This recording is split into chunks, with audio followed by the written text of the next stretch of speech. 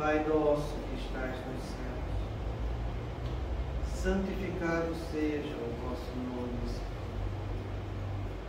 Que venha a nós o vosso reino,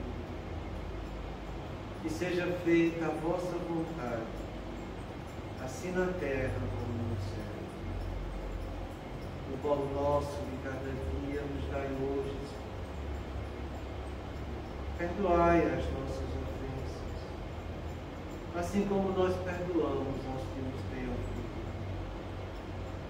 E não nos deixeis que entremos em tentações, e livrai-nos, Pai, de todo mal, porque teu é o Rei, o poder e a glória para sempre.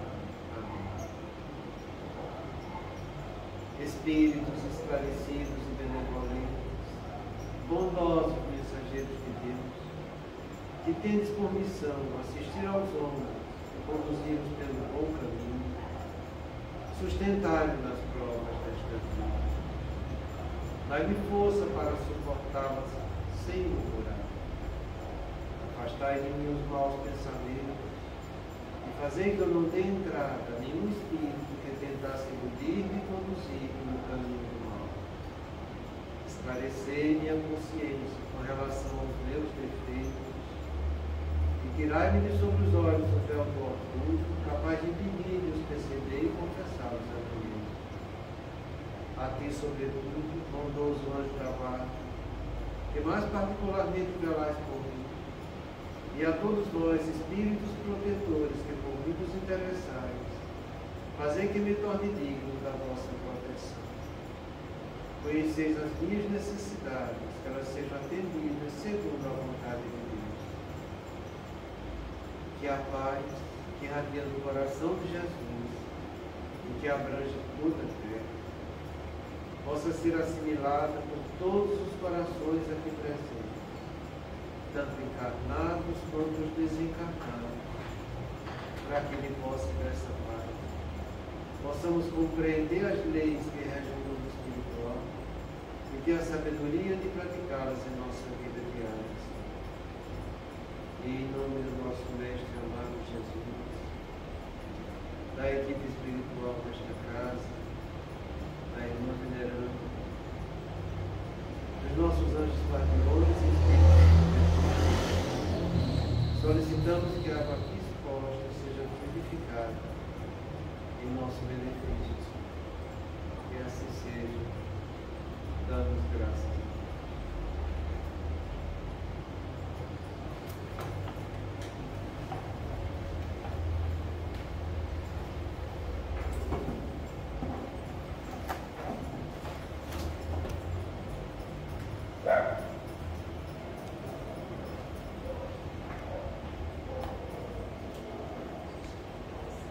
Boa noite. A gente, na semana passada, sobre o estudo da mediunidade da obsessão, como você deve resistir às quatro torres verdades. E a gente está estudando o caso do discípulo, que está no livro Tormentos da Obsessão. Quem tiver a oportunidade de ler, aproveite, ler esse livro. Também está de graça, né? Um dos poucos livros do Divaldo que está à disposição.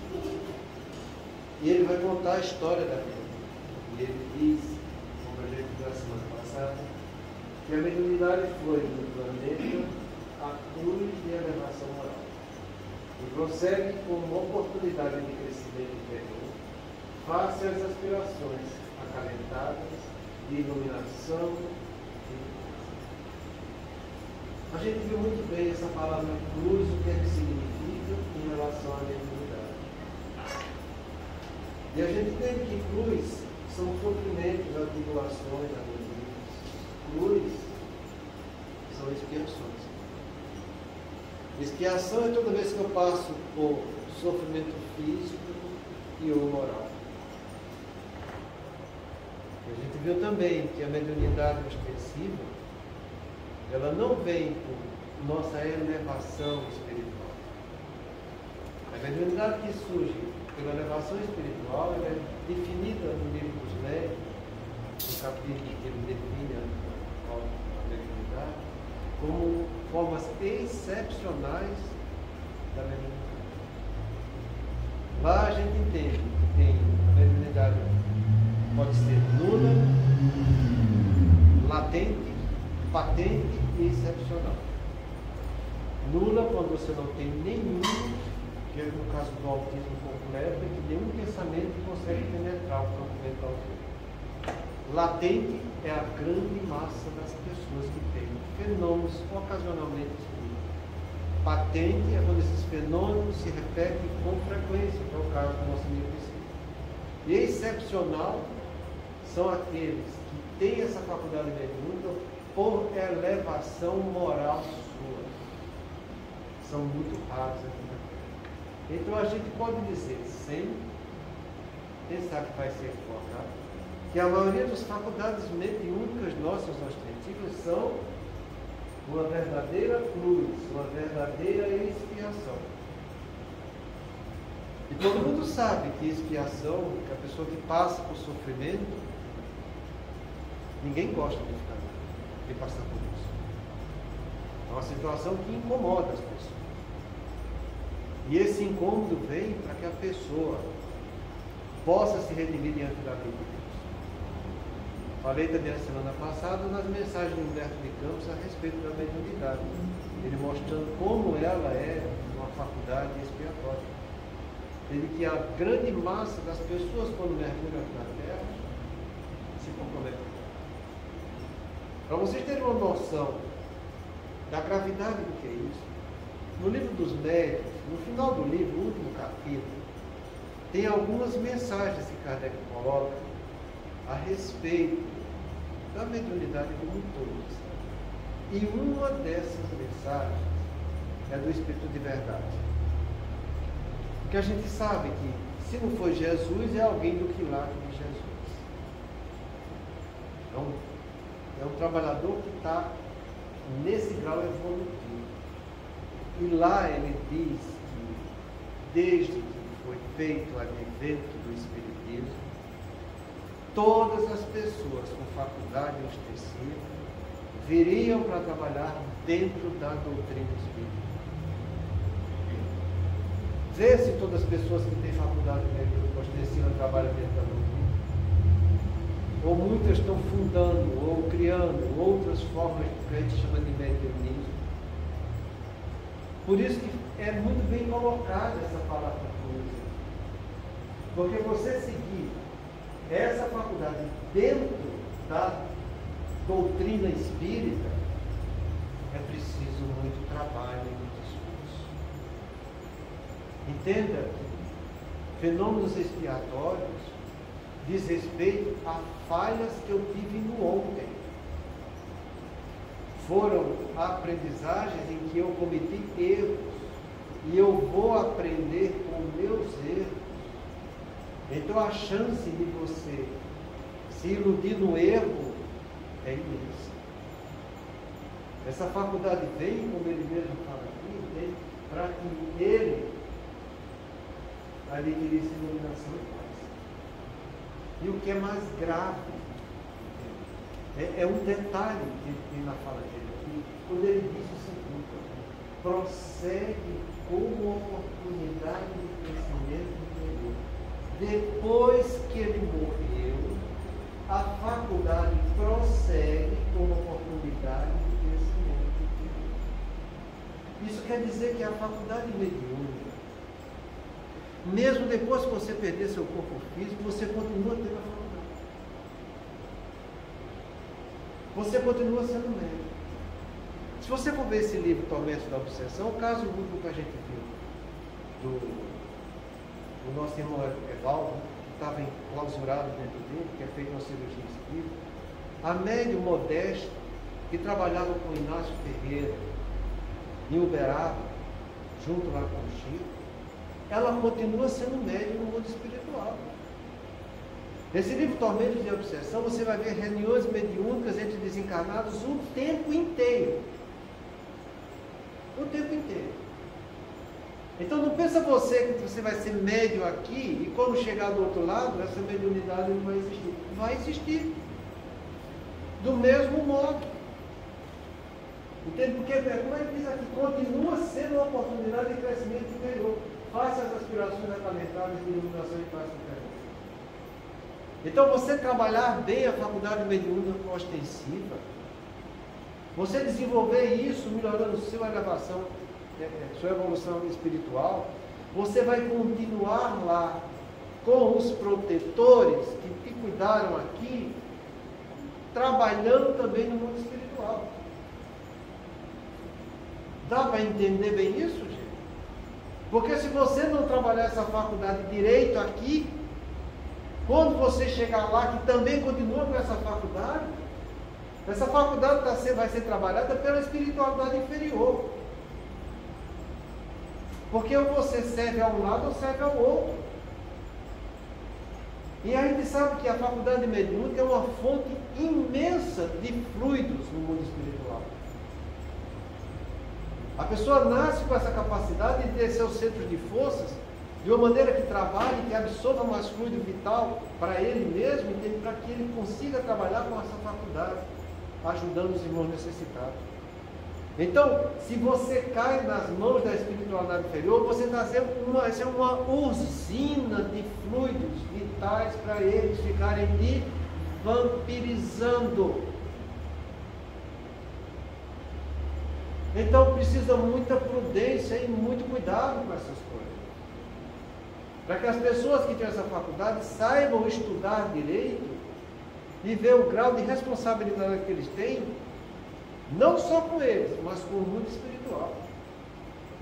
Se você for analisar direito, nos livros de André Luiz, tem um deles lá que eu acho que é No Mundo Maior, em que, não é no mundo, desculpa, é no livro Os Mensageiros.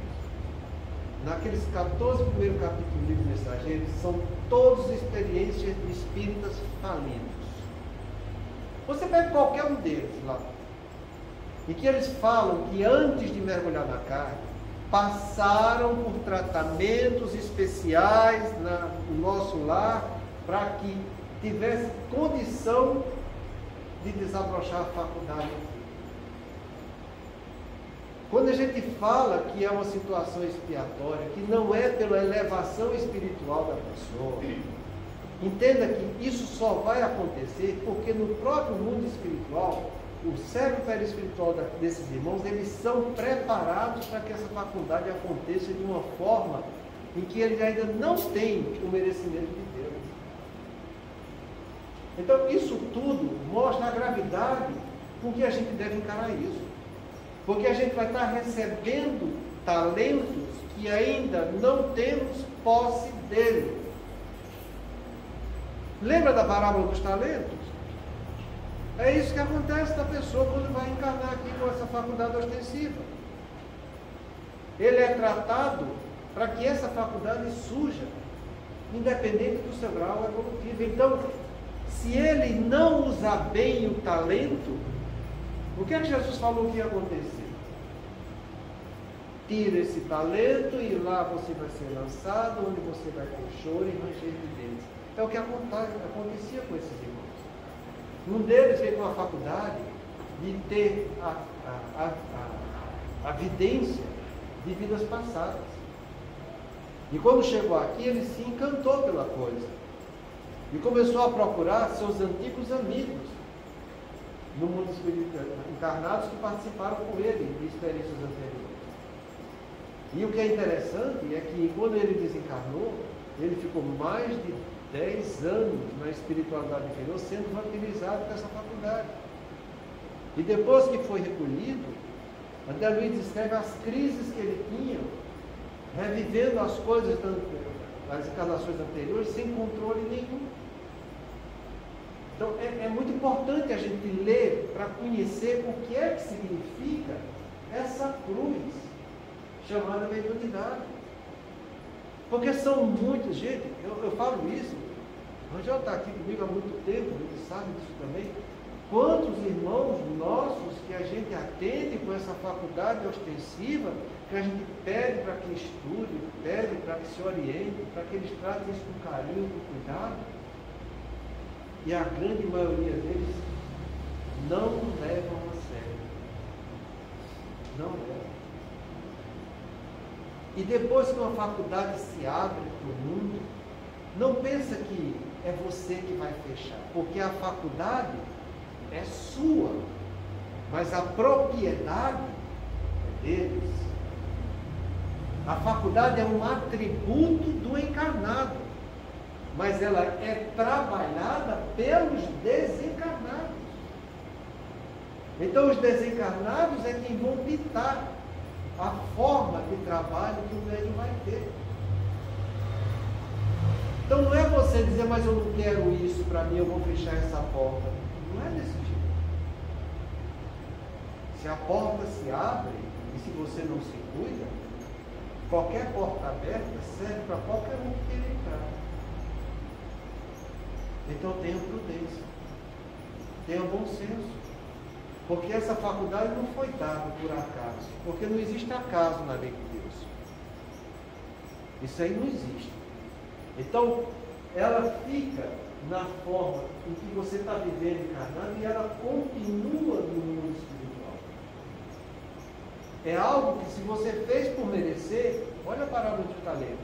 E aquele que recebeu 2 e trabalhou direitinho, vai ficar com aqueles 2 que ele ganhou e mais os 2 que o pai deu para ele. Entende como que é a coisa? Aquele que não soube usar o talento, o pai vai tirar a parte dele e ele vai ficar com o que ele construiu para ele, que é o mau uso do talento, e não vai ver choro e ranger de dentes. Não é assim que está escrito lá?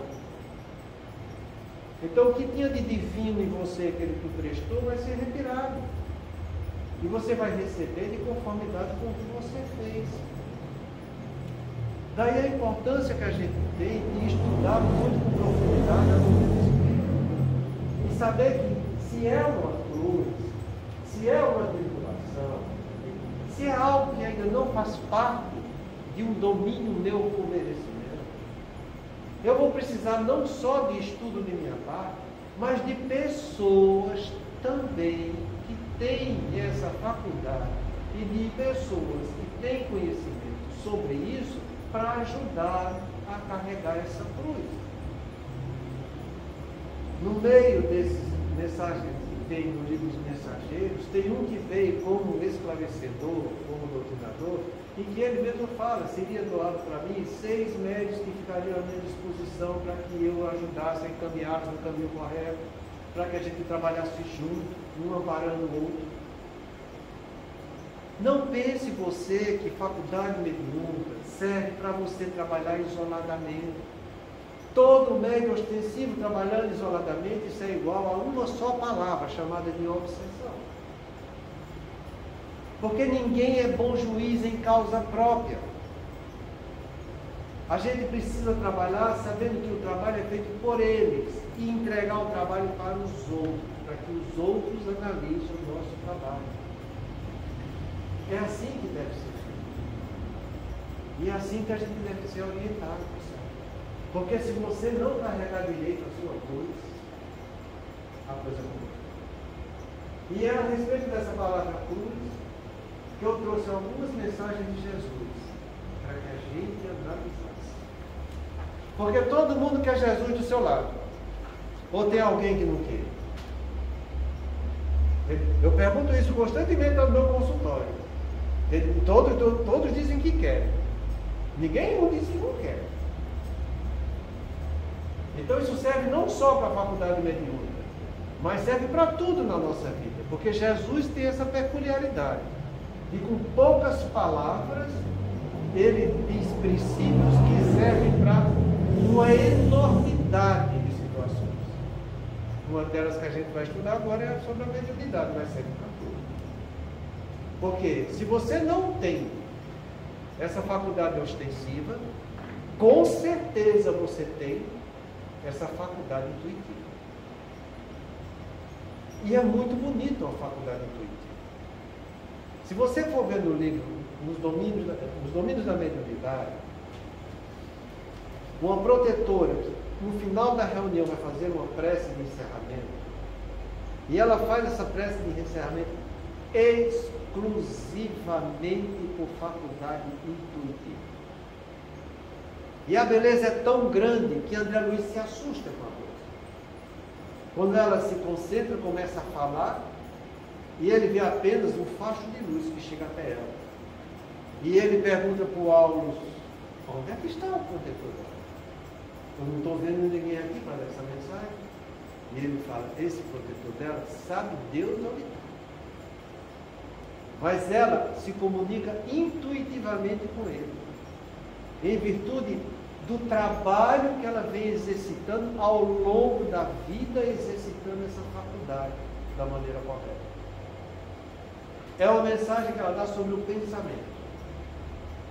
Eu acho que quem quiser aprender alguma coisa de nobre, vai ler essa mensagem. Da outra vez que a gente estudou esse livro, sobre essa mensagem do pensamento, eu acho que foram 2 meses que a gente ficou semanalmente estudando isso. Só essa mensagem. De tão bela e tão rica que ela é. E uma mensagem exclusivamente intuitiva, que qualquer um daqui, ou lá fora, pode desenvolver essa faculdade. Entenda que antes de você mergulhar na carne, o teu anjo da guarda já fez um laço fluídico entre você e ele. Antes de você ser colocado no perispírito da sua futura mãe, esse laço já existia. Vai ler o livro Missionários da Luz, a encarnação de Segismundo. O Herculano lá, já com o laço fluídico entre a mente dele e do Segismundo, para depois ele ser entregue para a mãe e ser absorvido pelo corpo espiritual da mãe. Esse vínculo nosso com o nosso protetor tem de antes da gente reencarnar, tem durante toda a nossa encarnação e tem de depois quando você desencarnar. Às vezes eu fico me perguntando, e digo isso para mim mesmo, o que é que eu estou fazendo com esse meu protetor, que eu tenho esse vínculo constante com ele? E acho que vocês devem fazer essa pergunta para vocês também.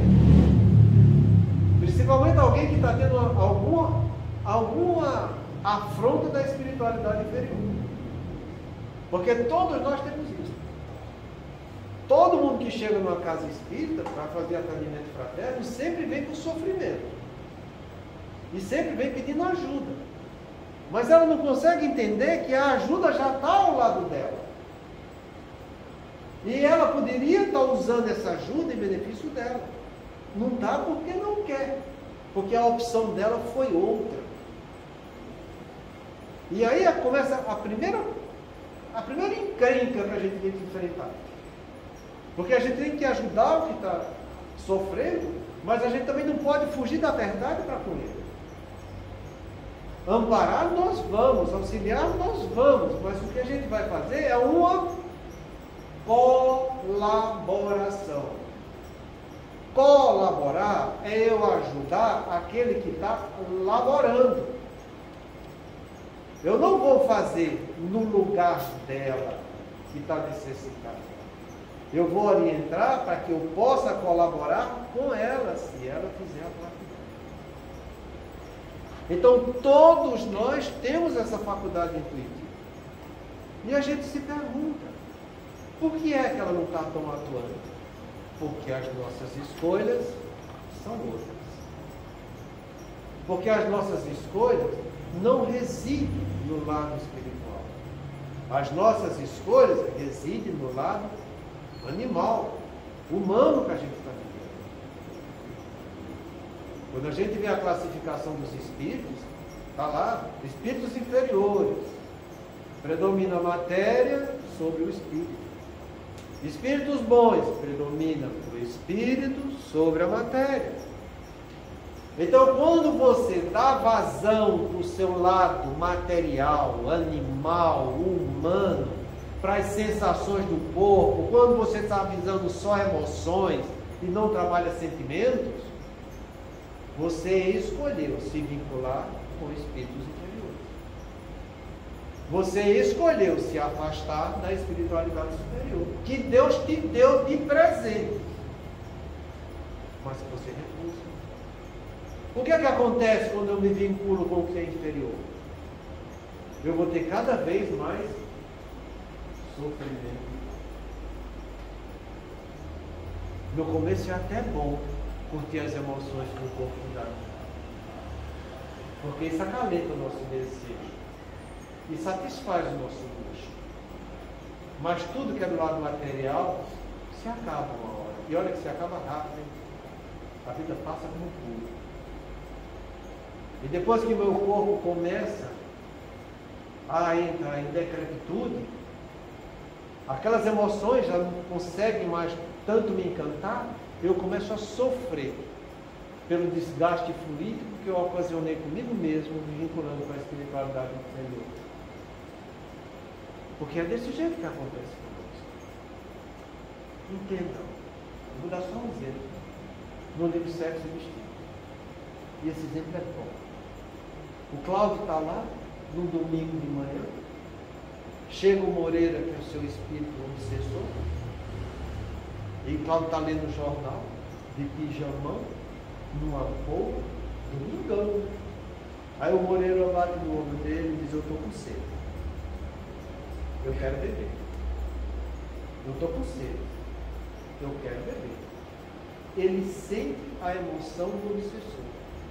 Ele está com sede e quer beber. Ele sente sede. E vai e bebe. E quando ele bebe, a justaposição do perispírito de um com o outro é tamanha que André Luiz não sabe aplicar a diferenciação entre um e outro. E Moreira suga do Cláudio as energias viciantes do álcool. Os fluidos do álcool que ele sentiu com prazer quando bebeu. Então o Cláudio, que bebeu aquela dose de uísque, não ficou com todo o prazer daquela dose, porque grande parte do prazer ele deu para o obsessor. O que quer dizer isso? Quer dizer que os efeitos deletérios que o álcool faz no teu corpo fica só contigo. E o prazer que você sente daquele vício é menor. Então o prejuízo todo fica com você que é encarnado. E o prazer você divide com os outros. O que é que acontece? Seu corpo vai sofrer por 2, 3, 4, quantas obsessões você tiver. Porque depois que Moreira vai tomar aquela talagada no primeiro gole de álcool, o companheiro do Moreira, que também está desencarnado e que é obsessor, diz: eu também quero. Aí chega: eu também estou com sede. E o Cláudio sente sede e vai tomar mais uma dose. E acontece o mesmo processo. O desgaste do corpo físico fica só com ele. E o prazer é cada vez menor. É daí que surge um negócio chamado de overdose. Que a pessoa toma aquela energia viciante, mas não consegue sentir o prazer que gostaria, porque muito do prazer fica com os outros, ele vai, toma de novo. E não se sente satisfeito, toma de novo. Não se sente satisfeito, quer dizer, a carga tóxica da substância viciante fica só no corpo e o prazer fica sendo compartilhado com os outros. Então você gasta seu corpo antes do tempo. E daí vem um negócio que a gente chama de sofrimento. Essas coisas é importante a gente saber. Para que você compreenda o alcance de Jesus quando ele diz aqui em São Mateus: e quem não toma sua cruz e não segue após mim, não é digno de mim. Se você não toma sua cruz, sua expiação, se você não aceita ela em sua vida, seja ela qual for a expiação. Cruz é expiação. Todo mundo aqui está passando por prova, expiação e missão. Todo mundo. Se você não aceita a sua cruz, se você não segue depois Jesus que aceitar a sua cruz, você não é digno dele. Quer dizer, ele não vai estar contigo. Nem você está com ele. A gente já estudou aqui, eu faço questão de relembrar. Nossas provas, expiações e missões, ela vem em 4 formas, para qualquer um de nós. A primeira delas é um encargo reencarnante com o seu corpo. Você passa muitas vezes expiações com problemas no seu corpo. Um corpo que você não aceita, numa encarnação inversa. Um corpo que já nasce com doença, que você também não consegue entender aquilo como um fator educativo. Um corpo que tem predisposições para uma série de enfermidades e que você gostaria de ter aquelas situações que predispõem àquela enfermidade. Então, uma das primeiras expiações, provas e missões que a gente tem é nossa com o nosso corpo. Você já viu o que é a puberdade? Ela é uma coisa interessante. Todo mundo aqui passou por puberdade. Olha que na puberdade, quantas vezes você não olhou para o corpo que estava se desenvolvendo e você ficou desgostoso com ele? Não gostava do cabelo, não gostava do rosto, o olho era mais ou menos assim, a barriga era assim, o peito era mais assim, a bunda era diferente, coisa e tal. Sempre tem contestação. Você sabe por quê? Porque quando você chega na puberdade, que vai surgir os caracteres sexuais secundários, vai vir junto com eles a carga emotiva do último corpo que você tem. E você confronta a emoção do que você teve com a emoção do que você está tendo e se formando.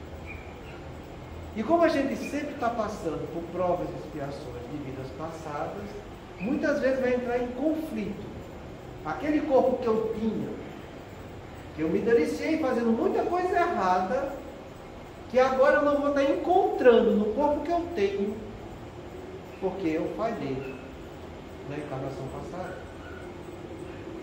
Você não lembra o que você fez, mas você lembra a emoção do que você sentiu com o que você fez na última encarnação. Uma coisa é eu ter lembrança cognitiva, outra coisa é eu ter lembrança afetiva. E a gente tem todas as lembranças afetivas do que a gente fez ontem. E a gente não tem as lembranças cognitivas, porque vai ser de posse de cognições novas, passando por experiências semelhantes, que a gente vai reformular a nossa afetividade pelas expiações de hoje. Então é muito importante a gente entender isso aqui para tomar a nossa cruz. Porque a primeira situação que eu estou dando para vocês dizer é de você passar por experiência no seu corpo. A segunda é você em sua família. E nessa família você divide em dois tópicos. Primeiro, quando você nasce na família que está te gerando. Então você vai ter conflitos, a maioria das vezes, com seu pai, com sua mãe, às vezes até com os dois. Às vezes até com dois. Se você for olhar direitinho, você vai ver que vai ter uma aproximação maior de um e um distanciamento maior de outro.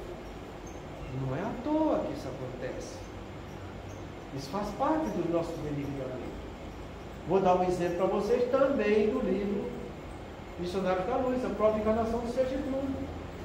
Que ele tinha uma aproximação muito grande pela mãe, que tinha sido a amante dele na encarnação anterior. E um distanciamento muito grande pelo pai, que estava até impedindo a sua encarnação. Porque ele tinha matado o pai na encarnação anterior. Você vai ver o exemplo disso no livro Ação e Reação, o caso de Antonina.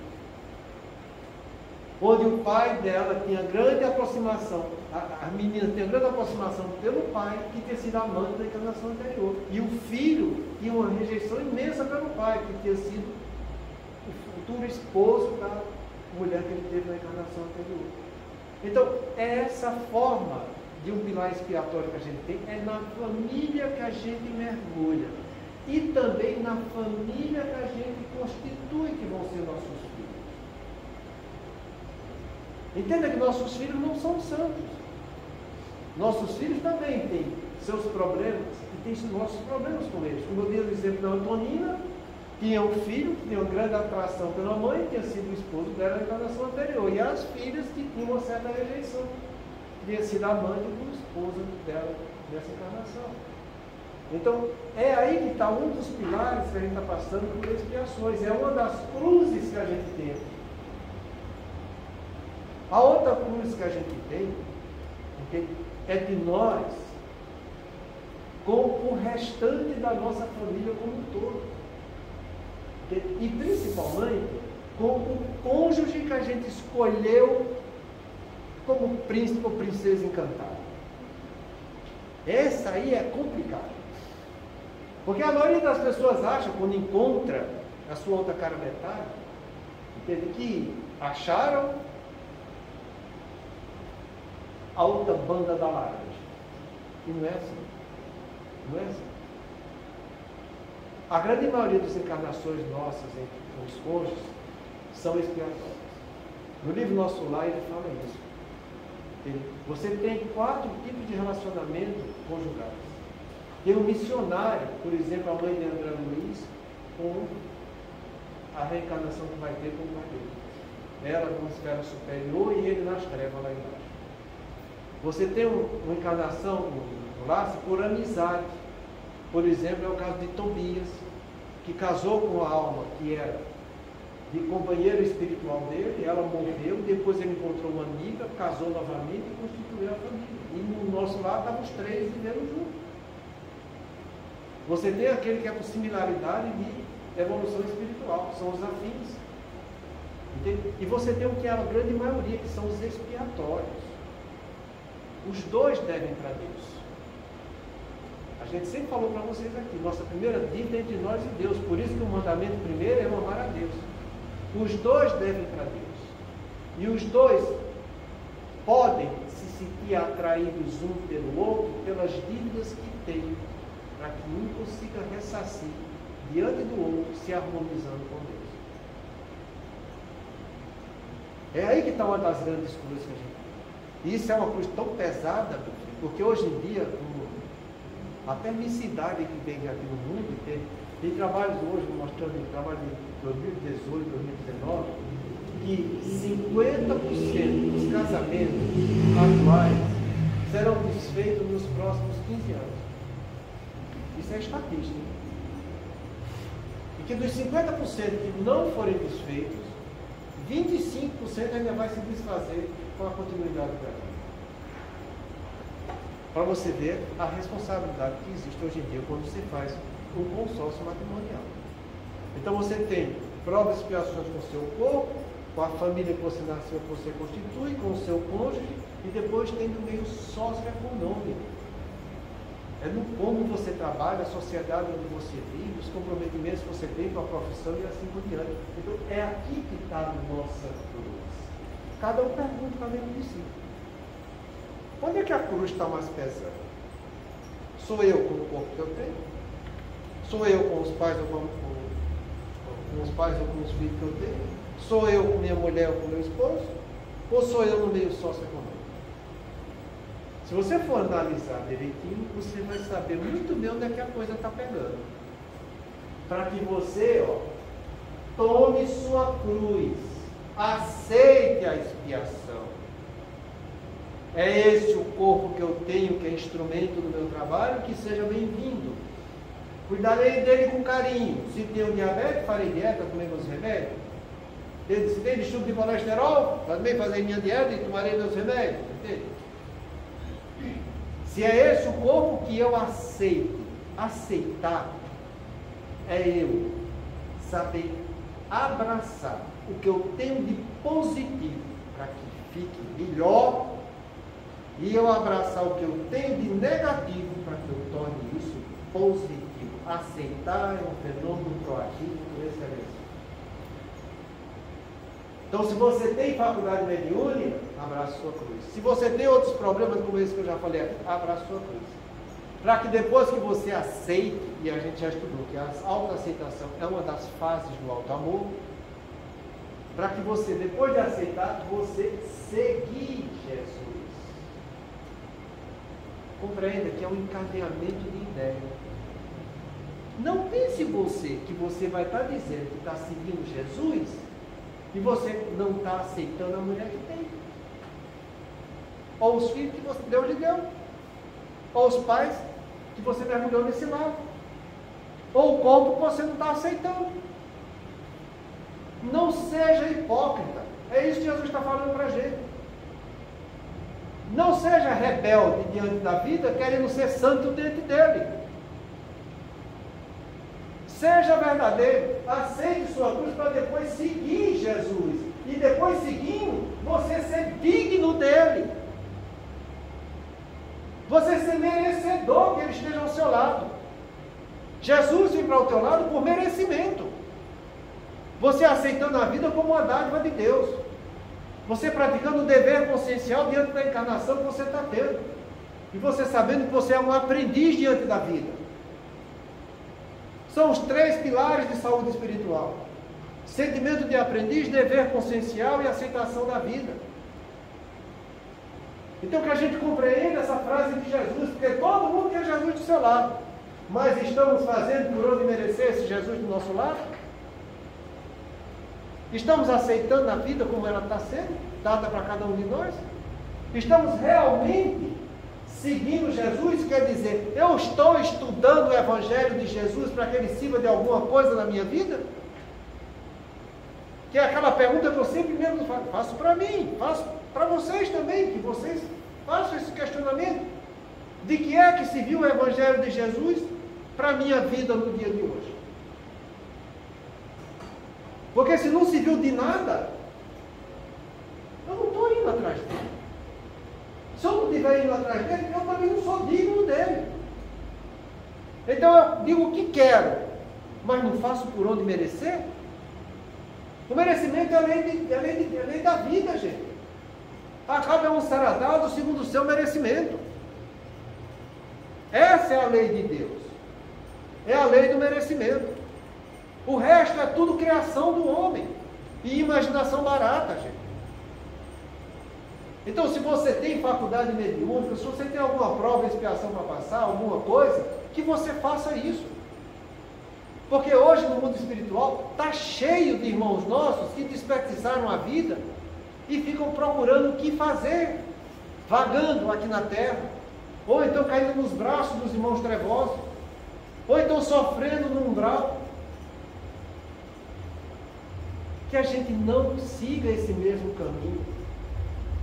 Porque eu citei vários exemplos deles lá, que com a permissão de Deus vieram para cá pela faculdade mediúnica de espíritos, realmente de vultos, trazer a comunicação mostrando como deve ser a nossa vida aqui na Terra.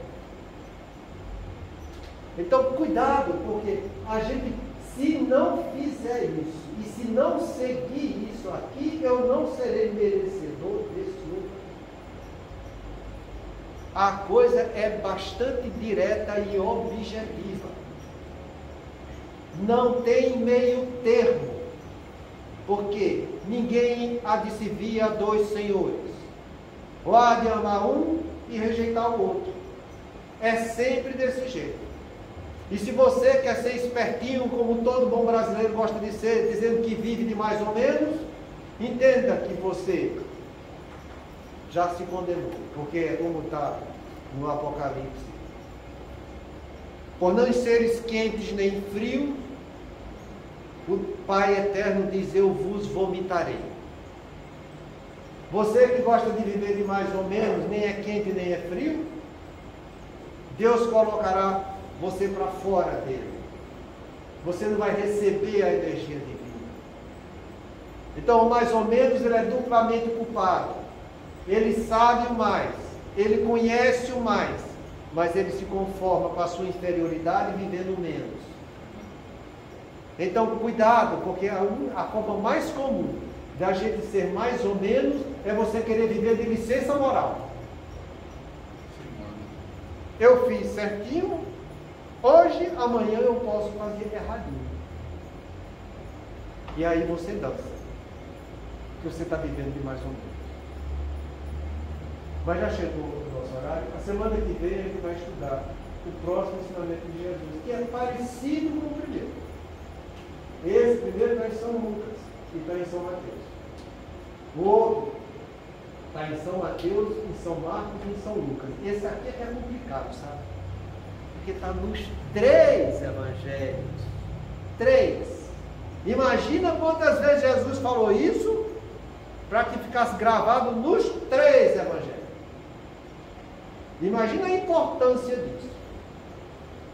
Se alguém quiser vir após mim, negue-se a si mesmo, tome a sua cruz e siga. A semana que vem a gente vai ver essa cruz. Não só com a mediunidade, mas com tudo. Porque a cruz é a expiação. Muita paz a todos.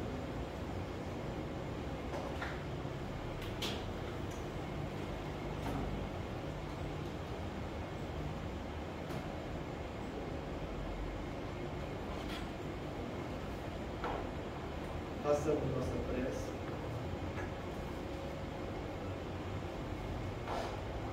Não só pensando nos nossos amigos, mas pensando também nos nossos irmãos que se comprometem diante da lei de Deus. Senhor de infinita bondade, no santuário da oração, marco renovador do meu caminho, não te peço por mim, Espírito endividado, para quem reservaste os tribunais da tua excelsa justiça. A tua compaixão é como se for o orvalho da esperança em minha noite moral. Isso basta a rever o pecador de teu sim. Não te peço, Senhor, pelos que choram. Clamo o teu amor em benefício dos que fazem as lágrimas. Não te venho pedir pelos que padecem. Suplico-te a bênção para todos aqueles que provocam sofrimento. Não te lembro os fracos da terra. Recordo-te quantos se julgam poderosos e vencedores. Não imploro, não intercedo pelos que soluçam de fome. Rogo-te amor para os que dificultam o pão. Senhor todo bondoso, não te trago os que sangram de angústia. Relaciono diante de ti os que golpeiam de fé. Não te peço pelos que sofrem injustiça. Rogo-te pelos empreiteiros do bem. Não te apresento os desprotegidos da sorte. Sugiro teu amparo aos que estendem a aflição e a miséria. Não te imploro mercê para as almas caídas. Exorto teu socorro para os que tecem os fios envenenados da ingratidão. Pai compassivo, estende as mãos sobre os que vagueiam nas trevas. Anula o pensamento insensato. Cerra os lábios que induzem a tentação. Paralisa os braços que apedrejam. Detém os passos daqueles que distribuem a morte. Ajuda-nos a todos nós, filhos do erro, porque somente assim, ó Deus piedoso e justo, poderemos edificar o paraíso do bem com todos aqueles que já te compreendem e obedecem, extinguindo o inferno daqueles que, como nós, se atiram desprevenidos aos insanos tormentos do mal. O tempo não para. Se agora encontras o teu homem, não ouvides que a tua ação de hoje será a luz ou a treva do teu amor.